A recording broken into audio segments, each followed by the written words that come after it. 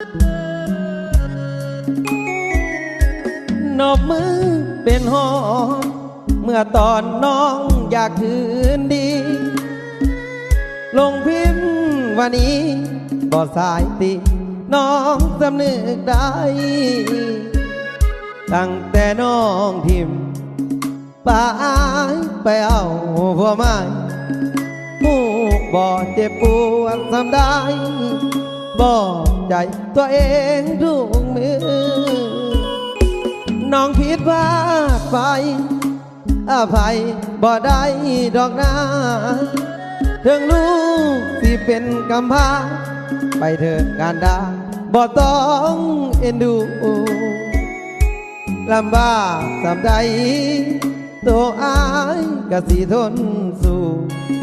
วันนี้น้องอยากมาอยู่ส้มตัวอายนี่บ่เอาน้องอยากขึ้นมาการด่าน้องอย่าห้องให้พวกนี้บ่ให้อภัยอยากไปทางใดก็แล้วแต่เจ้าพวกไม่เขาทิมสมน้ำหน้าเจ้าเด้นงยาว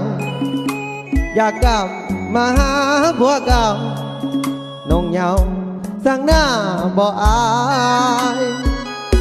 อย่ามาขอคือบ่อ่อนบ่ยอมกะยาถึงน้องแต่งขันสมาแต่ไอ้นี่นะยังบ่พอใจจำไว้เด้อล่ะนี่คือบทเรียนยิ่งใหญ่ขอบอกว่าน้องจากใจไปหาผัวใหม่ไอ้นี่บ่เอา